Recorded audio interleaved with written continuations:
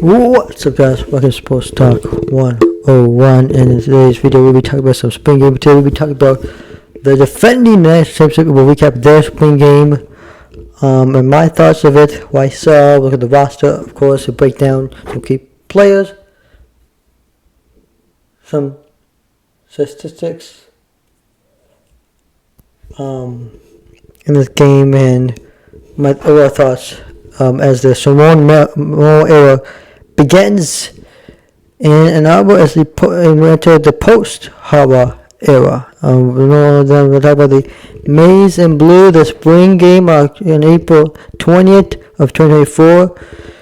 See what it looks like on Shromo, and boy, it looks great. It's a lot of questions, some are answered, some questions does need to be answered, like the defense and the offense look pretty good. The offensive line looked good for the most part on Saturday, the 20th, and of course, the question was, of course, surrounding quarterback, and because with JJ McCarthy leaving the dual quarterback, who did all with Blake Coleman on the team, and Chris Jenkins, and Will Wilson, Cornelius Johnson, James Turner, and that team.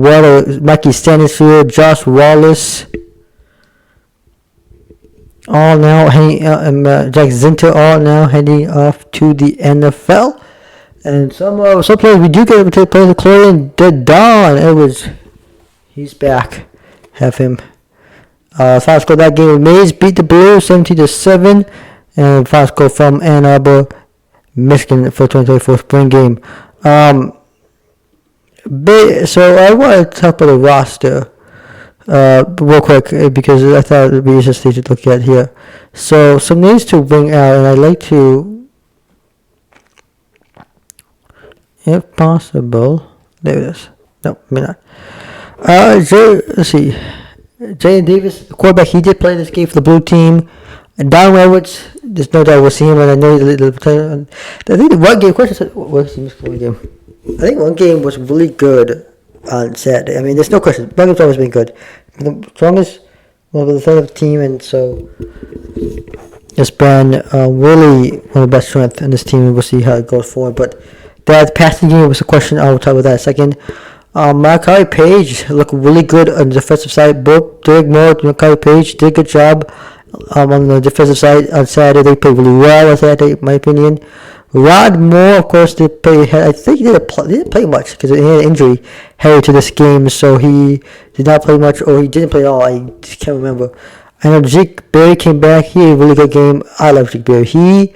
He's the other guy, defensive player. We took a defensive player that's going to place Mikey Sandersfield in the corner. It's gonna be Zeke Berry is one of the guys that's going to fill that role. Even DJ Waller. These two guys are going to fill that role out of Mike Sandersfield, and those are hard shoes to fill it. Wide receiver to the corner, and Mikey Sandersfield was the best corners last year, and he no what's loose for him. Alex Ogie, the question was for him was mainly, can he throw the ball? We know he can leg, he can run the ball, but the question, can he throw the ball? I mean, we've seen him throw the ball, but it's not a great and accurate passer. And I mean, unfortunately, Saturday reflected that. Saturday we saw he did not make great passes, right? But look, it's a spring game. He has time to readjust, correct them, or if it needs to be corrected, or maybe it's doing well. Practice become game time. It's not doing well. Maybe the pressure, whatever it is. That side view, but right now, what I can tell you right now, he's not a good passer. But we'll see. He may develop by the time the Fresno State game comes in August 31st, of course, especially for week 2 when they take on Texas. We'll look at Michigan's schedule as well and see how that looks like for Michigan in upcoming season 2024 with some 4 new teams added to the Big Ten next year. Melvin Klein, another good player. He showed it to me. I like him. He was really good in this game. Brennan also like him. Good. Rashawn Benyon, the defensive lineman. Benjamin Hall, the running back. Quentin Johnson, another name to keep an eye on. This is a good Max Branderson had a really good game on Saturday. These are make some big plays. Mason Graham, of course. Josh PB, a transfer. Peter Malloy, another guy who's going to take over the wide receiver role. I think he's going to be really good. And the blue team looks like let's look at the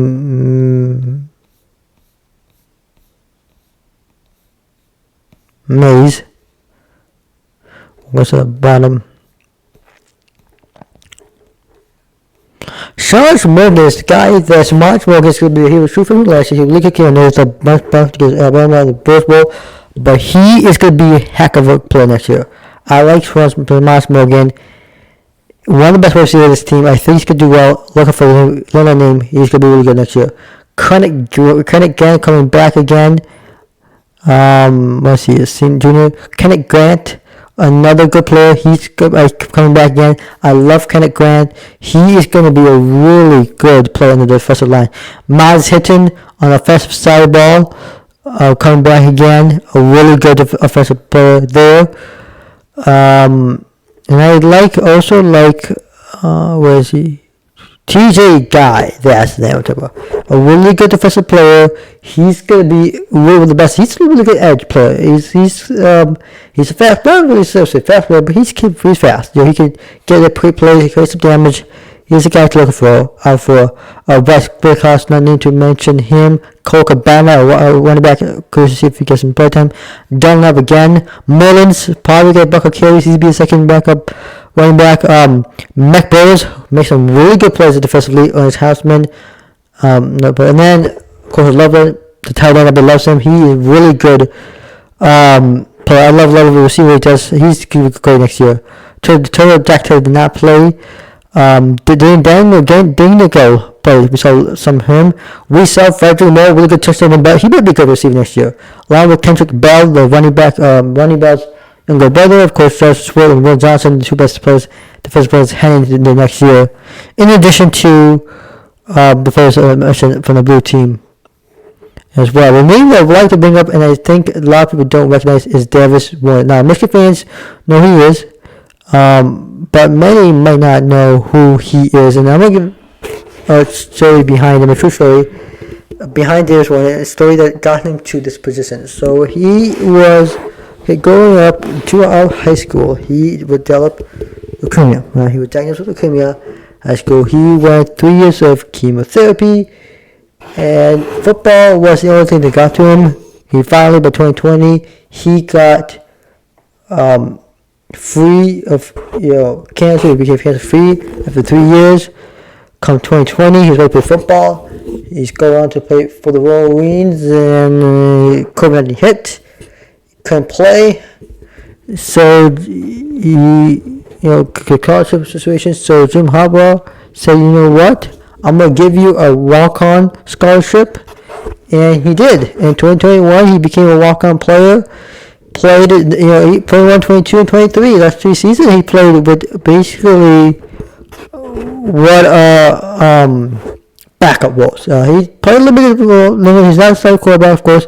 But you play, backup role when you need to, and pick up roles. We saw OG did in the Rose Bowl and national championship throughout the season.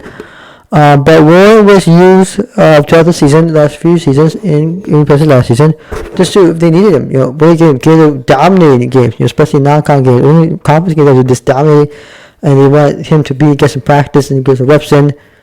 He was coming, and that's what was used for, and he's a good quarterback, and he is an excellent passer, okay?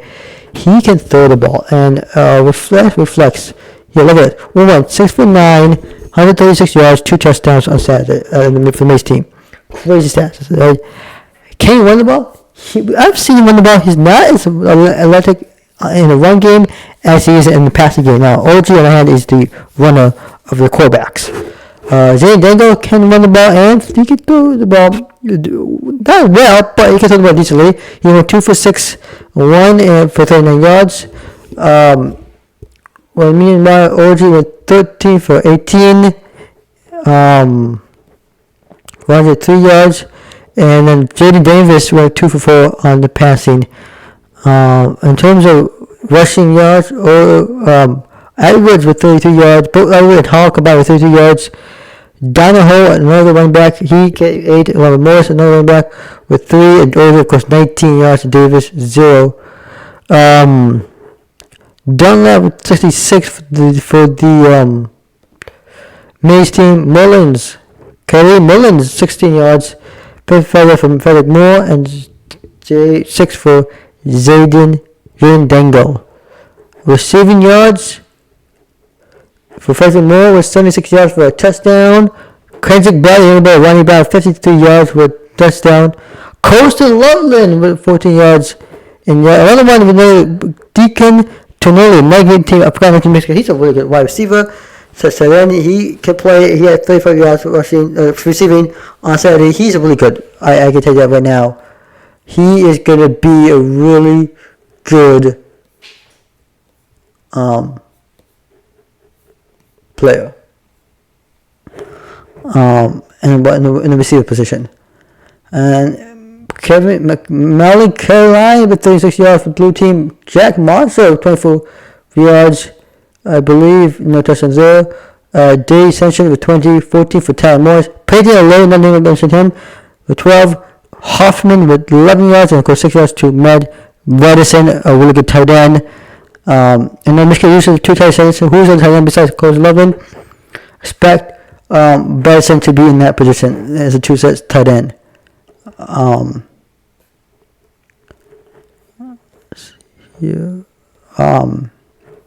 Let's see here. First downs, Mays had 11 first down, 13 for the blue team. Net yard rushing, 74 for the Mays team and 64 for the blue team. These are statistics, but look at your yards, points, offensive yards, 249 and 187. Just to see how this team did. Let's look at some of the defensive statistics. For the Mays team, my boys had 3 solo tackles, 2 assists, 5 total. Did any sack? No.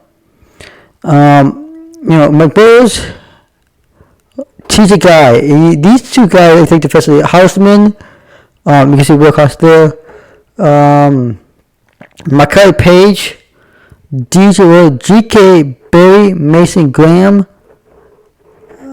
This is just to name a few. These are the players that you gotta watch out for next year, because these are going to be great defensive players. I guess tell you that right now. These guys are going to do really well defensively there. Again, roster, Mike Down.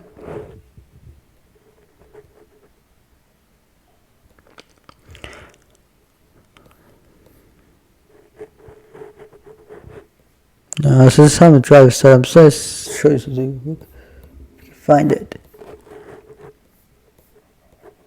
Here it is.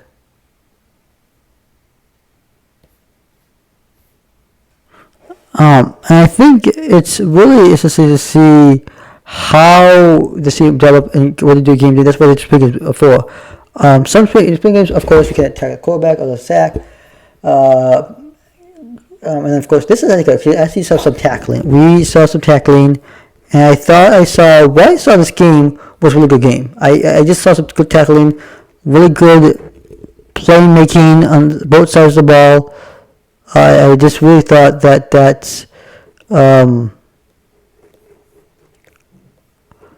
would be a really good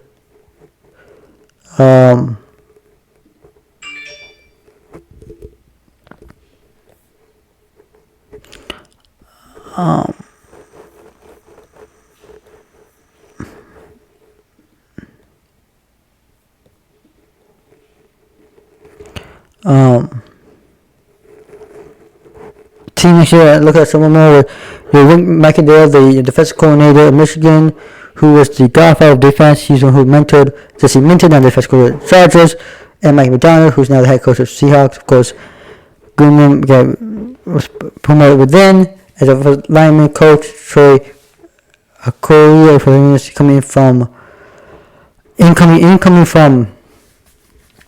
Ohio State. Of course, Cook Campbell, the quarterback coach, now get promoted to offensive coordinator for the same position as quarterback coach.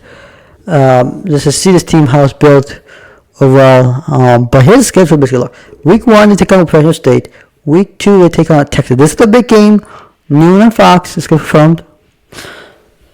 Excuse me. Then Arkansas State. They got USC. They take on Minnesota. They get at Washington. At Illinois. Back-to-back road games. But I believe you got a bye week between those 2 games. Minnesota State. Oregon. At Indiana. And versus against the Buckeyes on the road. That schedule is a tough schedule. It's not an easy schedule for Michigan. We will see how they battle the schedule for next season. It's not easy, especially with Texas coming. The big games are at Ohio State, of course, USC, at Washington, Texas, home against Texas, and then home against Washington. Probably tough games right now on the season.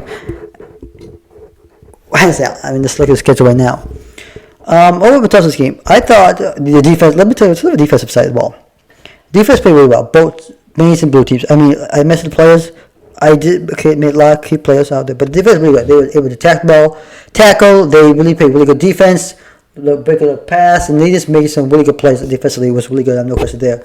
Special teams was a little tricky for most of the game, but I mean, it's just what it is. There's some time to fix it, but special teams, special teams is really part of the team. I mean, they really help games. You got a lot of special teams to do some stuff, and so special teams was tricky at times, but there were times where they looked good. So, and then offensively, wide receivers looked pretty good. The receivers look good. Tight end set, the formation they can catch the ball for the most part. See there. Offensive line looked good. You know, Zinter, some of the players, but of course, you got Miles Hinter coming back, and some others coming back. But it was overall a good game, and the question that I only have is, can OG throw the ball? That's the only thing he can do. Is actually, who's going to be quarterback? Of course, it says, Sean Moore says, we'll elevate now. Well, we'll see who the quarterback is when it comes to week 1 against Arizona State, especially maybe you get Fresno State, figure out who's the quarterback, and you figure out who the quarterback is heading week 2. You play Texas at home, and it's going to be a tough game against Quinn Ewers and that team, and they're a really good team. But I like Sean Moore. I think this team's going to do the philosophy. It's not going to change. The philosophy might change a little bit. He's got his own philosophy. But the way this team works and way it's with Jim Harbaugh, it's not changed. I think this team, lots of good coaches, lots of players to draft. They recruit well, but they got a lot of guys coming back. The transfer portal being open, they are going to do really well. I do expect great teams. Will they win the national championship? Who knows? Can it repeat it? We'll find out. They do have a tough schedule ahead of them in the upcoming season. Of course, maybe 1, 2, 3 losses, maybe even no losses. Go undefeated. We'll find out if that's possible. But this team, I expect great teams. And look, I said Warren, a really good. Here's the two systems now for Michigan fans. You're 3rd and 8. Who you go with it? Warren or OG? Come in the ball here for you. 3rd and 8, and the game on line. Who you go with, Warren or OG? I'm gonna give you my thoughts. If 3rd and 8, you go OG. Right? He can use the legs. Extend the plays, extend the drive. There. Well, on the other hand, Warren can use his arms. He can throw the deep balls toward downfield. Let the clock run a little bit, but you can able to score and get a game-winning field touchdown. Or you can set up for a game-winning field goal if that's pickable. But both quarterbacks can, I think, with 38, both quarterbacks can lead this team to victory. That's what I'm telling you right now. Both teams will both exchange with both carries. We'll find out next year when game starts, if the season starts. We'll see how that goes, and we'll see what he does in practice. If he's going to change over time in terms of throwing the ball, he might be able to. Maybe he's doing that right in practice, not really well. Maybe he got to fix that by the time the season starts. He has something we call happy feet, where he can run the ball, but he's not great. He's just either behind the front of the receiver, behind the receiver, or now near the receiver, or close to it. It's not, when a few inches away from the receiver, it did not look good inside there for OG. But in terms of passing game, but one game looked phenomenal. But it is quite solid. So there you go, folks. The Michigan spring game recap, review, my thoughts on it. I was a little sneak peek at the schedule, and I predicted everything, but it was like a schedule.